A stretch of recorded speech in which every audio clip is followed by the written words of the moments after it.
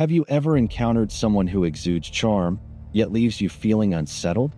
Someone who can mimic empathy flawlessly, but behind their eyes, there's nothing? You try to shake the feeling, but deep down, you know there's something missing. And the answer lies deep inside their brain. Tonight, we dive into the most chilling corner of neuroscience. This is not a movie. This is real. Welcome to the mind of a psychopath. Welcome to your channel name, where we unravel the secrets of the mind, one story at a time. Today, we're going inside the mind of those who walk among us, but feel almost nothing at all. Let's begin. Psychopath. The word alone sends shivers down your spine. But what does it actually mean?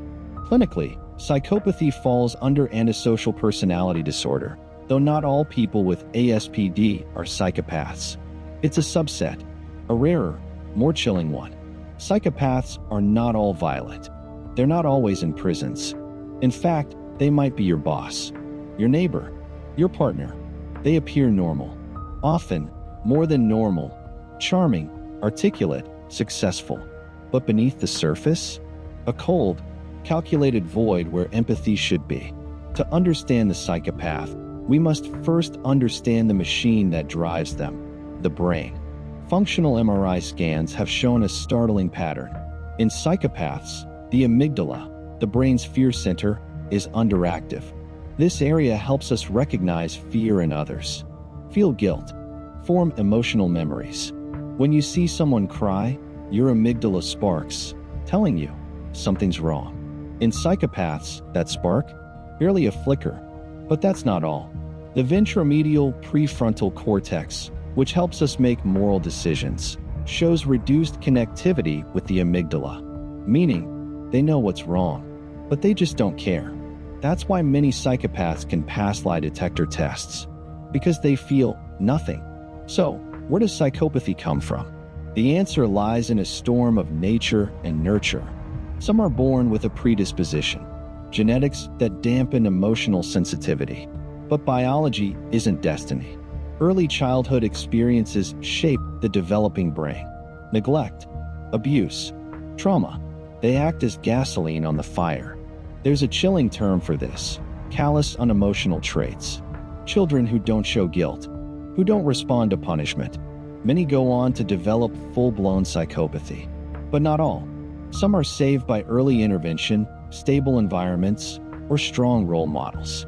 The line between a troubled child and a dangerous adult is razor thin.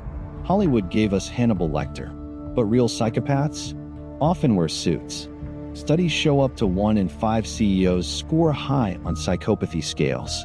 Think about it. Lack of empathy, ruthlessness, charm, that's not just dangerous. In business, it's often rewarded.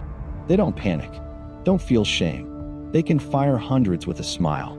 And because they're so good at pretending, you may never see the mask slip until it's too late. Ted Bundy, a law student, charming, polite. He helped women carry groceries. Then he murdered them. He confessed to 30 murders, but never showed real remorse.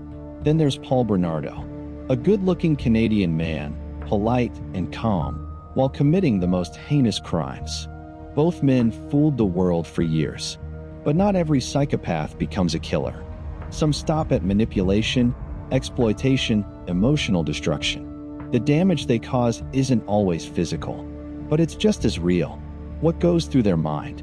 Psychopaths think in strategy, not empathy. You are a piece in their puzzle, a tool to be used or discarded.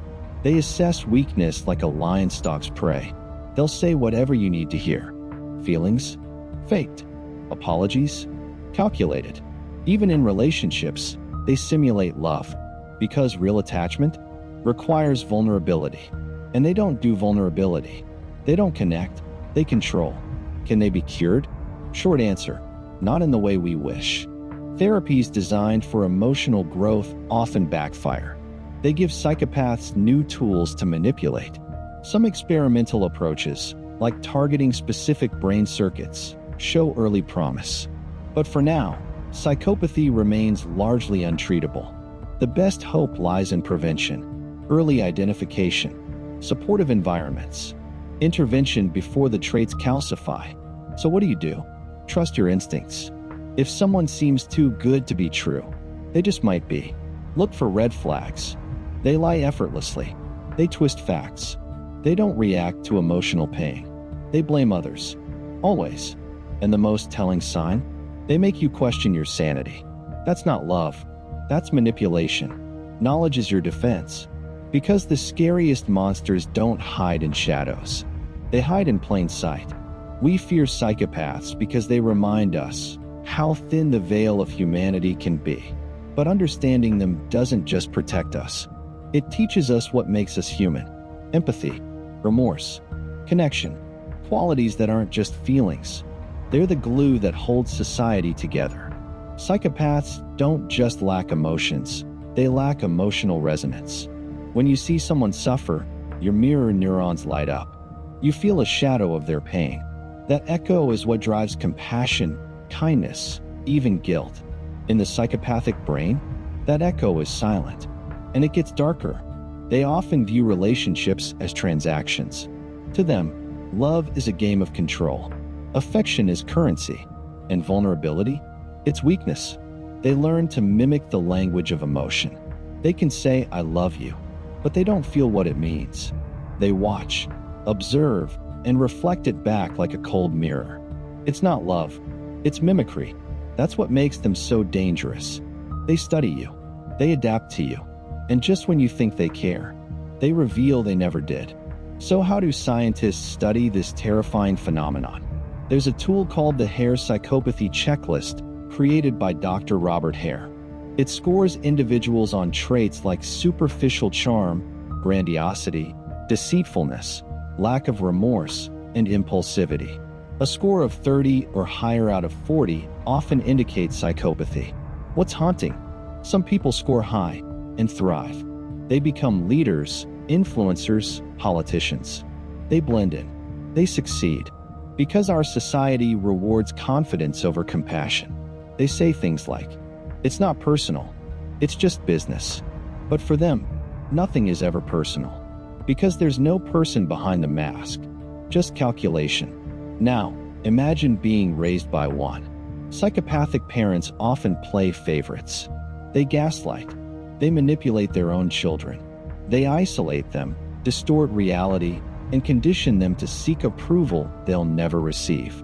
This trauma can echo through generations, because some children either break or become what they feared most. But not all is lost. There's a rising field called neurocriminology. It blends neuroscience and criminal psychology to understand how brain structures impact behavior. And with this knowledge, we can build prevention models. We can intervene earlier. We can change lives before it's too late. Early intervention programs focus on teaching empathy. They help children recognize emotional cues, reward prosocial behavior, and when done early enough, they can rewire the brain before it calcifies into coldness. So there is hope. And let's be clear, psychopathy isn't evil. It's a neurological condition. And like all conditions, it exists on a spectrum. Some may feel echoes of empathy. Some might learn boundaries. And a few may even seek help. But society must learn to recognize the signs, to protect itself, to understand the enemy not as a villain from stories, but a very real part of our human fabric. And maybe, just maybe, with knowledge and awareness, we can stop romanticizing them in fiction and start understanding the reality. Because only then can we truly defend ourselves from the charm of a predator wearing a smile. Hold on to them and share this video with someone you care about. Because the more we know, the less power darkness has over us.